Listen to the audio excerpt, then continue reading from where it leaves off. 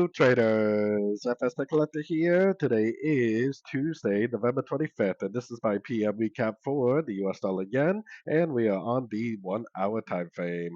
So, on the 1 hour time frame, and we had another nice little push down. This morning, I was kind of expecting to see like another push up for wave C, but with this break of structure to the downside last week, I definitely would have only been looking for shorts anyways, so I would have been trying to go short right there anyways. But, anyways, like I was said this morning, now our job is to try to determine whether this move down is an ABC pullback, meaning that it bounces from a fib level, breaks structure to the upside at any one of these fibs, the 50 to 61 or the 78, breaks structure to the upside and continues the higher time frame uptrend, or whether this really is potentially the top on the weekly to daily time frame. If it is the top on the weekly to daily time frame, then it can definitely go up, but it will not break structure to the upside at a fib level, but instead will keep on trending down, eventually breaking the daily time frame structure, which I think would potentially confirm the weekly time frame turn to the downside.